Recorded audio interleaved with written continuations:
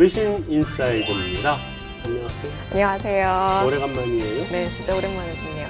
네, 외신 톡부터 한번 시작을 해볼까요? 네, 이번 주에도 다양한 외신 소식들이 준비가 되어 있는데요. 한 주 동안 저희 연합 인포맥스 단말기에서 클릭수가 가장 많았던 외신 탑5, 먼저 5위부터 소개해드리도록 하겠습니다. 5위 기사는요, 안전자산 패러다임의 이변이란 제목의 블룸버그 기사였습니다.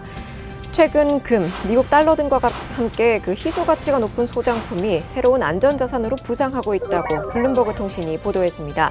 통신은 실제로 50비트 우먼과 같은 영화 포스터의 수익률이 220%에 이른다며 기존 자산의 투자 수익률을 능가하는 대체 투자처 중 하나로 부상하고 있다고 지적했습니다.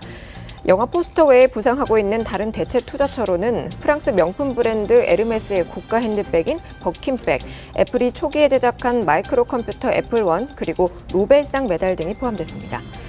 지금 개인 소장품이나 수집품 그리고 예술품들이 안전자산이 될 거다라고 얘기하고 있는데 어떻게 동의하시나요? 이게 한참 미술품이 비싸질 때가 그때 금융위 전에 버블의 이제 신호 중에 하나였다고 그랬는데 지금 예술품 같은 거 가지고 있으면 값이 올라가요. 결국은 우리가 오르락내리락 하지만 결국 올라가요. 근데 이제 우리는 버킨백, 이게 소장 가치가 있을지 잘 모르겠어요. 4위 기사는요, 미국과 일본의 버블 붕괴 공통점이 중국에서도 발견됐다는 니온게이자이 신문 기사였습니다. 중국이 생산 인구 감소와 같은 구조적인 성장 둔화를 보이고 있어서 미국과 일본의 버블 붕괴 시기와 같은 구조를 안고 있다는 분석이 나왔습니다. 일본의 경우 생산 인구 비중이 피크를 기록했던 1990년 전후에 주식과 부동산 거품이 있었고, 미국은 2000년대에 IT 버블과 서브프라임 거품이 있었는데요. 중국의 생산 인구 비중의 정점은 2010년에서 2015년으로 중국의 잠재 성장률이 이미 하락세를 타고 있는 가운데 부동산 가격이 급등 후 하락하는 국면을 보이고 있습니다. 한 전문가는 중국이 다양한 정책 지원을 실시하고 있기 때문에 버블 붕괴까지는 이어지지 않을 것이지만 무리한 부양 정책은 그 자체가 새로운 버블의 불씨가 된다고 지적했습니다. 사실 그 경제가 굉장히 많이 변하고 빠른 속도로 변하고 있고 변수도 굉장히 많이 생겨서 과거에 이랬기 때문에 지금도 이럴 거다라는 그런 공식이 깨지고 있는데 이 기사에 대해서 어떻게들 보셨나요? 일단은 비슷한 측면들이 분명히 있는 거는 맞는 것 같아요. 확실히 이제 인구가 줄면 기본적으로 이제 생산성이 이제 떨어지다 보니까 이게 이제 그 생산성은 떨어지는데 그거를 이제 어떤 정책으로 막으려다 보면은 그 실물의 경기와 이제 자산 가격 간에 이제 괴리가 생기고 있는데 이제 중국은 저는 조금은 다르게 봅니다. 그러니까 일본이나 미국이 버블 붕괴를 했던 시절보다는 지금 중국이 워낙 가난하다라는 좀 가슴 아픈 마음들이 좀 있고 또 하나는 그래도 중국이 지금 가장 그래도 혁신을 많이 하고 있는 나라들 중에 하나거든요. 특히 국유 기업 말고 이제 민간 기업들 중에 좀 중형 사이즈에 있는 기업들 중에는 보면 요즘에 한국의 마트에 가도 샤오미 핸드폰 충전기 이런 것들도 잘 팔고 디자인들도 괜찮다 이런 것들을 보면 정말 짧은 시간 안에 뭔가를 따라오는 능력은 정말 탁월한 것 같아요. 그래서 아직은 이렇게 버블이 붕괴되고 자산에 대한 가격의 부담은 있지만 생산성에 대한 어떤 그런 기대감들은 유효한 게 아닌가. 그래서 조금은 저는 다른 시각으로 바라보려고 하고 있습니다. 네, 그럼 이어서 3위 기사로 바로 넘어가 보도록 하겠습니다. 3위 기사는요, 애플의 채권과 주식 수익률이 엇박자를 내고 있다는 블룸버그 기사였습니다. 애플이 발행한 회사채와 주식의 수익률이 커다란 대조를 이뤄 관심이 모아지고 있습니다. 애플 회사채는 연초 이후 1.6%의 손실이 있었던 반면 같은 기간 애플 주식은 14% 상승했는데요. 전문가들은 이런 상황이 사상 최저 수준의 금리와 향후 통화정책 향방과 무관하지 않다고 분석했습니다. 애플은 과거 2013년 170억 달러 회사채를 발행했고 30년 만기로 발행된 이 회사채는 우량채권으로 평가받았는데요. 자금 확보를 위해서가 아니라 연준의 부양책과 사상 최저금리 정책에 따른 반사이익을 얻는 것이 목적이었습니다. 한 전문가는 금리가 오를 때 회사채 가격은 떨어질 수밖에 없다면서 특히 애플의 경우 너무 낮은 수준의 프리미엄에 발행돼 금리 움직임에 민감할 수밖에 없다고 지적했습니다. 근데 이건 약간은 채권 투자라는 게 만기까지 갖고 갈 거냐 아니면 딜링할 거냐 그거를 정하셔야 되거든요. 근데 애플 회사채가 안 망하고 금리 자기 30년 동안 안전하게 갖고 가면서 이자를 받겠다 그러면 좋은 건데 그 미국이 경기가 좋아지고 금리 올린다니까 주가랑 금리는 같이 올라가니까 그러면 그냥 이제 평가손이 난 거죠. 근데 그걸 가지고 기사를 이렇게 쓰는 것도 저는 좀 안 맞지 않나 싶습니다. 네, 그러면 2위 기사 소개해 드리도록 하겠습니다. 2위는요, BOJ가 신선식품과 에너지를 제외한 신물가 지표를 언급했다는 내용의 니온게이자이 신문 기사였습니다. BOJ가 물가 동향을 파악하기 위해 새로운 지표에 주목하기 시작했습니다. 이번에 금융경제월보에서 새로 언급된 신선식품 및 에너지 제외지수는 총무성의 통계를 바탕으로 한 지표인데요. 기존 총무성의 근원 CPI의 경우 식품을 폭넓게 제외하기 때문에 물가 기조를 판단하는 자료로 부적절하다라는 게 중앙은행의 판단입니다. 기사는 새로운 지수를 언급하게 된 것은 저유가에 따른 통계 왜곡으로 디플레이션 심리가 확산될 수 있다는 우려 때문이라며 새 물가지수 공표로 올해 여름 마이너스 물가 국면을 넘긴다고 해도 물가와의 싸움은 계속될 것이라고 분석했습니다. 이 신선식품과 에너지를 뺀 물가 지표를 새로 이렇게 발표를 했는데 이 언급이 테이퍼링을 하려는 어떤 암시 아니냐라는 기사가 나왔었거든요. 어떻게 보시나요? 제가 알기로는 이게 통계를 개편하는데 이게 아마 3년 후부터인가 적용한다고 하면서 그래서 지금 양적 완화를 하고 있는데 그러면 3년 후에 지금 양적 완화 목표가 물가를 올리는 거잖아요. 근데 3년 후에 달라진 걸 적용한다는 혹시 그때 이제 출구 전략을 하겠다는 거 아니냐라고 약간 논란이 된 걸로 알고 있거든요. 그래서 예. 확실히 근데 이제 양적 완화에 대한 시장의 그 시그널은 많이 약화된 것 같기는 해요. 최근에 BOJ 부총재도 하반기에 물가 오를 것 같다 이렇게 전에는 약간 항상 좀 이렇게 어려울 것 같다 그런 발언을 했다면 자신감 있게 얘기를 했고요. 뭐 이런 내용들을 봤을 때 추가 완화 가능성은 점점 낮아지고 있는 것 같기는 해요. 시대 흐름에 따라서 물가 어떤 지표의 어떤 품목이 빠지거나 더해지는 거는 좀 가능하다고 보는데 저는 개인적으로 생각할 때 좀 유리한 수치를 만들어내려고 조금 조작을 한 거 아닌가라는 생각이 조금 드는데요. 그래서 일각에서는 좀 극단적으로 통계를 조작하려는 거 아니냐라는 목소리까지 나오고 있는데 어떻게 생각하시나요?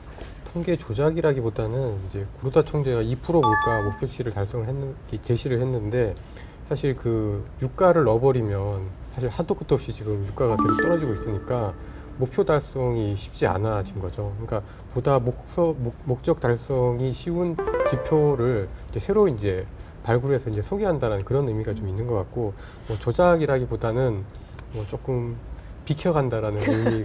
전에 우리 이명박 정부 때 금반지 금반지 뺐잖아요.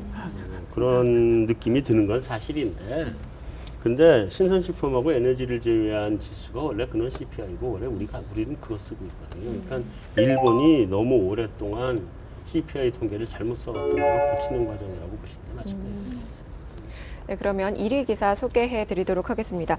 한 주 동안 클릭수가 가장 많았던 1위 기사는요. 중국 증시 폭락의 배후, 페트로 차이나라는 제목의 월스트리트 저널 기사였습니다. 지난 27일 중국 상하이 증시를 8% 이상 폭락시킨 주범은 페트로 차이나라고 월스트리트 저널이 보도했습니다.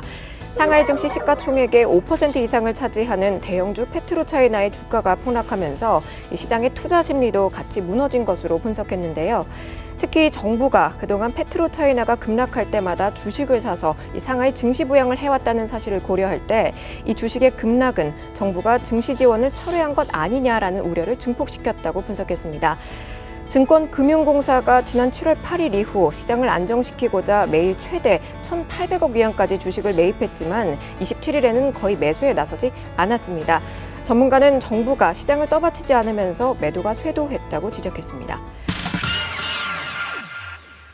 방금 소개해드린 그 1위 기사가 중국 증시 폭락에 관한 기사였는데요. 오늘 집중 토크에서 이야기해볼 기사도 관련 기사여서 이어서 소개를 해드리도록 하겠습니다.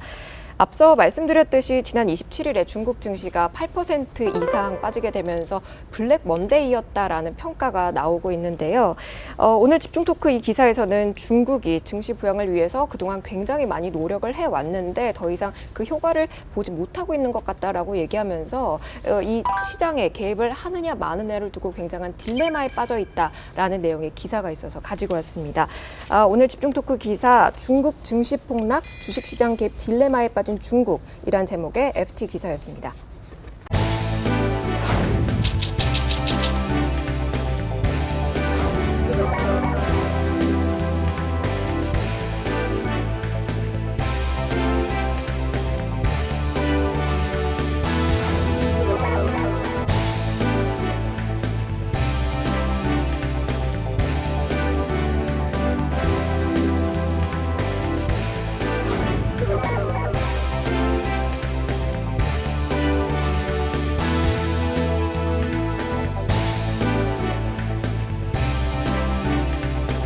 그 앞서서 브리핑에서 말씀드렸듯이 전문가가 그동안 어떤 추가적인 조치를 해왔는데 더 이상 조치가 없다면 좀 문제가 있을 거고 또 앞으로 해도 좀 문제가 될 거다라고 얘기를 해서 지금 딜레마에 빠져 있다라고 보고 있는데 어떻게 지금 정부가 추가적으로 좀 개입이 있어야 된다고 보시나요? 아니면 시장에 두는 게 더 낫다고 보시나요?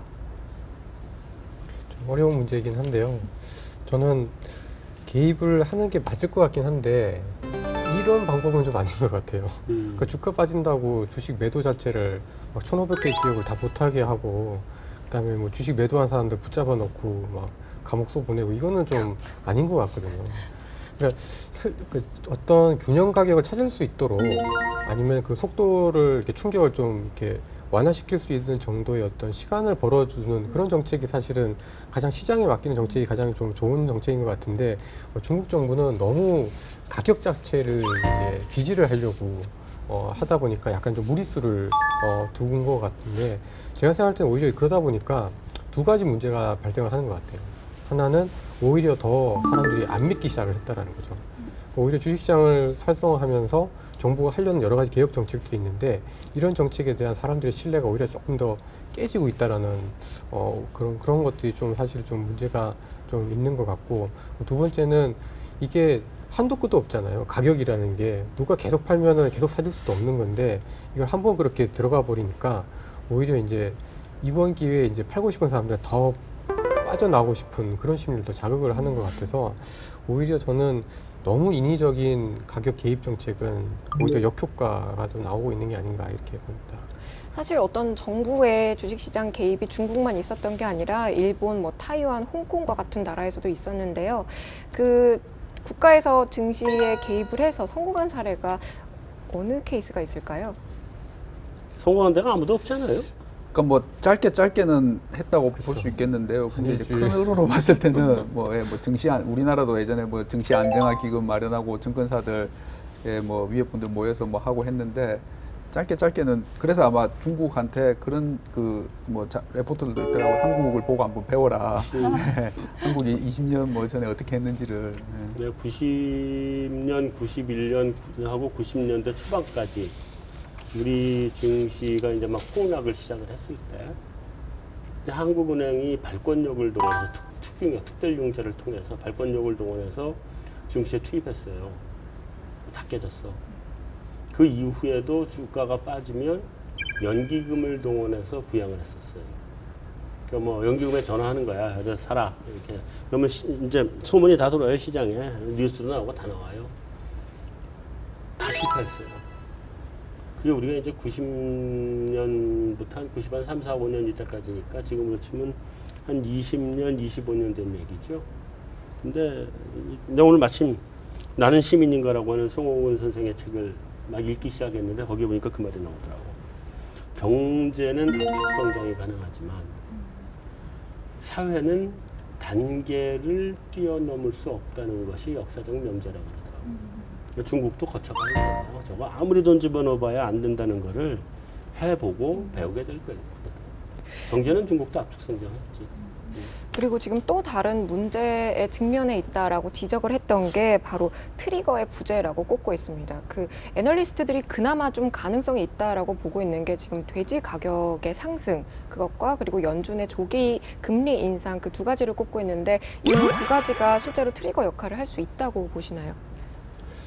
돼지고기는 제가 이렇게 살펴보니까 한 2년에서 한 2년 반 정도의 사이클이 있는 것 같아요. 그러니까 돼지고기 가격이 오르면 사람들이 이제 다 돼지만 키우는 거죠.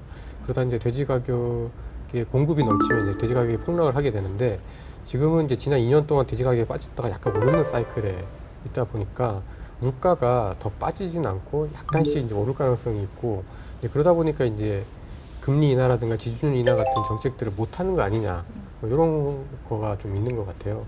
그래서 사실 좀 뭐 중국 주식시장 입장에서는 뭐 악재라고 봐야 될 것 같습니다. 네, 이렇게 해서 외신 인사이드 모두 마무리하도록 하겠습니다. 본부장님 클로징 해주세요. 사실은 난 중순쯤에 휴가를 한번 가려고 그러는데 배낭을 지고 지리산을 좀 들어갈까.